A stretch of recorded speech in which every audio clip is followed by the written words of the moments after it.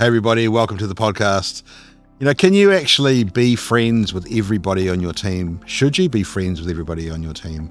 What does it look like if you aren't friends with everybody on your team? Today, Lynley and I are going to do a deep dive into what it looks like to connect with your team, be clear with your team, and be a person of action on the other side of that.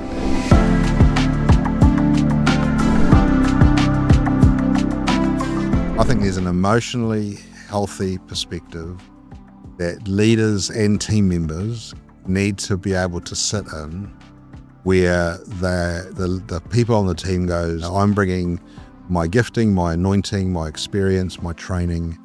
This is the contribution I make to the team. I have a level of relationship and connection with the leader.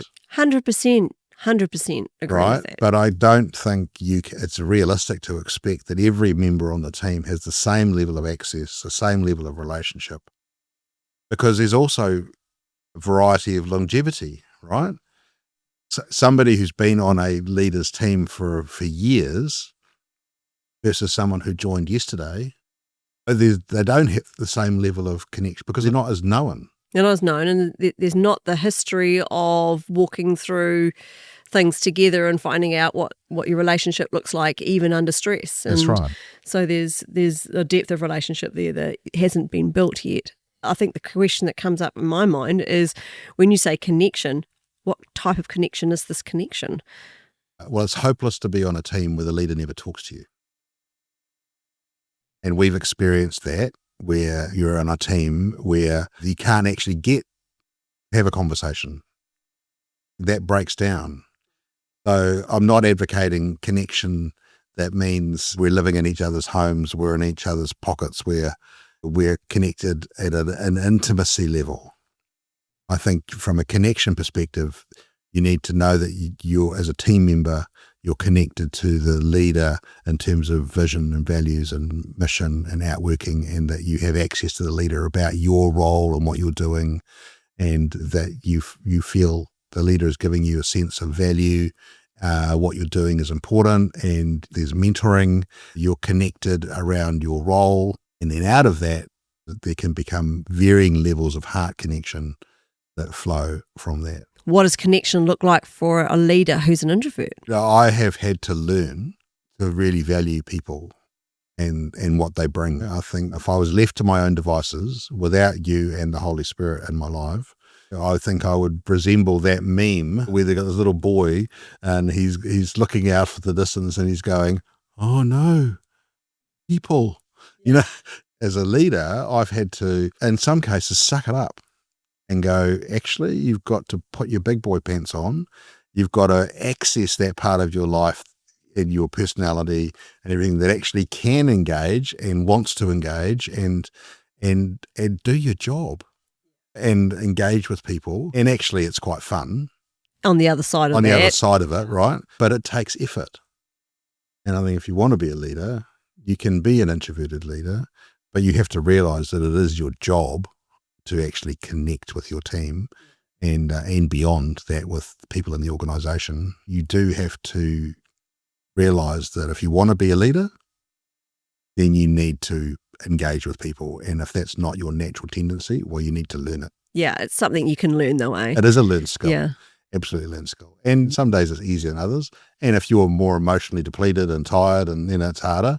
And sometimes there's meetings that I've had to go to and be the leader and engage with the team. I've just had a particularly rough week or tired and it's like, you have to dig deep. And isn't that part of our resilience and character development? We do have the grace of God to pull on and the strength of God to pull on when we're feeling depleted or unwell or whatever, and yet we have to stump up and do the job because you're the leader. So part of that is that leadership skill of digging deep and pulling it up when it's needed, and of course God is there to help you with that as well. One of the criticisms that I've heard from disgruntled church people is that, I left the church and the pastor never called me again. I would challenge people to have a look at what Jesus did in those scenarios, because people bond around shared vision and shared mission and activity. That's why there's great connection with people at sports clubs or a place of work, right? When somebody leaves a church and is never heard from again, then something's happened where there's no longer a vision, mission alignment, or they've not dealt with a hurt or something, and so their obligation to resolve those things internally, whatever's happened there hasn't happened. So they've now left, right? Well, I put that in the same category as Jesus is like, this is what we're doing. This is what my teaching is. Oh, that's a hard teaching. And many disciples left. Well, Jesus didn't then try and go after them. Right? He didn't try and win them back. He didn't have contact with them again. As far as we know. As far as we know. You know, the rich young ruler was like, I didn't like what Jesus said and left, right? So if you've left a church, there's a high probability that you've left because you no longer feel that a vision, mission, values alignment with the church. So you're not on mission with those people anymore. So they're not going to necessarily, as from a leadership perspective, as a leader, be investing time and energy into a person who's not on the same mission. As a leader, you have a finite bucket of capacity, and that goes into the people that are running the race with you, that are on the particular field that you're on, playing the game that you're playing. In your team. But if people have decided to leave the team, as much as you want to maintain relationship with people, you only really have capacity to maintain relationship with people that are running in the same direction as you are. So it's not that they're, as a leader, they're not that they're dissing you or rejecting you or any of that stuff, anything negative. It's just that I've only got so much time and energy to give. And that's got to go into the people that I'm actually running the race with. When people decide the mission is over for them, yeah, then don't be surprised if the connection is also over. If you're choosing to leave, you're probably going to be the one who has to work hard at staying connected. I've seen that in my working relationships. I've formed good friendships with people that I've worked with. And now that I'm not seeing them every day in the working space, they're still connected with everybody that I was same connected to. But now that I've left, I'm the one that actually needs to be intentional around connecting in. That's right. And so the onus is on me, the one who left, to actually maintain the connection. And I think that's where it breaks down, because people leave churches, they leave because they're hurt.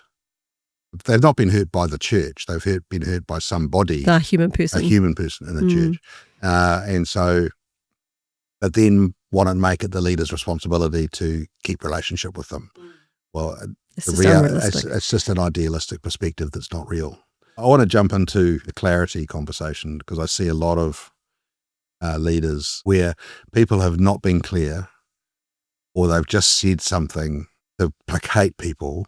They haven't taken the time to get clarity. They've just kind of, yeah, I'll do that, or yes, you're right, or they've given a half-baked answer, and it's caused them problems. Why do we jump so quickly as leaders to placate people? Because we're taught in the church that we've always got to be nice, and we've got to be loving and caring, and wrongly we've equated that to placating. Clarity is kindness. Clarity is kindness. Clear expectations. Reduce ambiguity. Be clear on what you're saying and what you're not saying. It is a trap that we can get ourselves into that causes us even more issues on the other side of lack of clarity. So if we're placating, then you will end up in obligation. Obligation, there's no energy in obligation. There's only dread.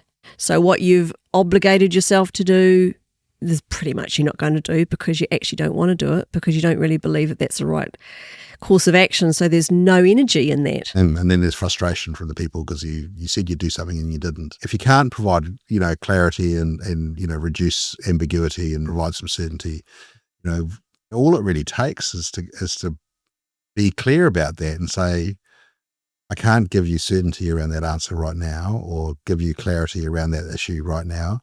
We don't buy ourselves time to actually get clear, because what that leads to is the next one around action. We don't become people who don't follow through on action for that very reason that you talked about, because we don't want to do it. and so we don't, you're then perceived as a person who isn't a person of their word, right? Yeah. Because you say you're going to do something and then don't. And I see this because people want to placate people. They say, I'll do this for you, or I'll connect with this person, or I'll get that answer. And then they don't.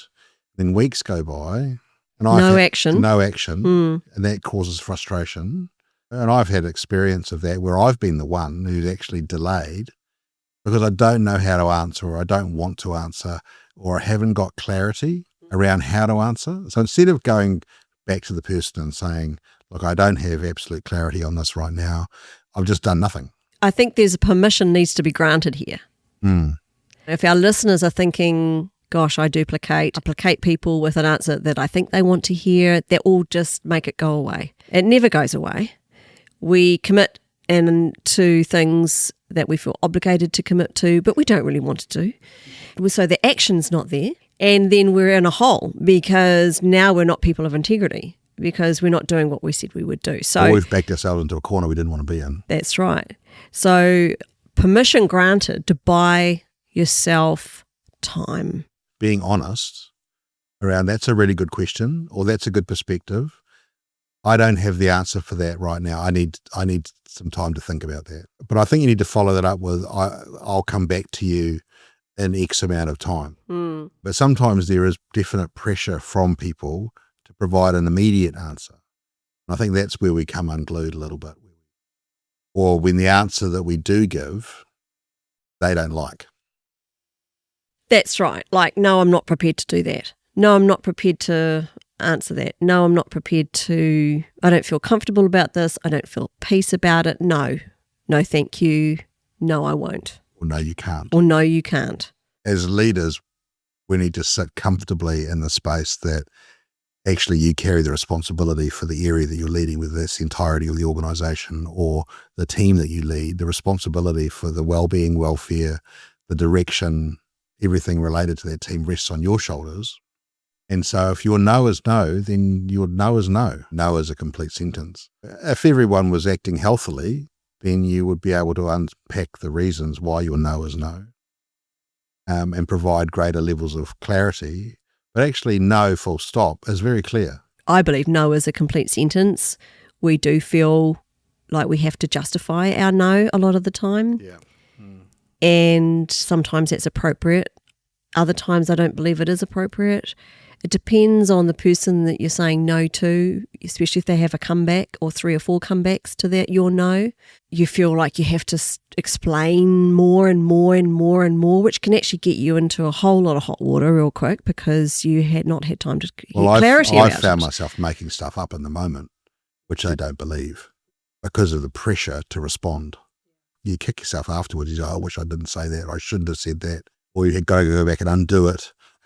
Yeah, we've all had those moments of having to go back and undo things. So in the connection, clarity, action model, there's quite a lot of dynamic that needs to be explored, isn't there? I think so. I think at the high level, as leaders, we need to hold those 3, I call them sort of tenets of leadership. You must connect with your team, you must be clear with your team, and you must be a person of action with your team.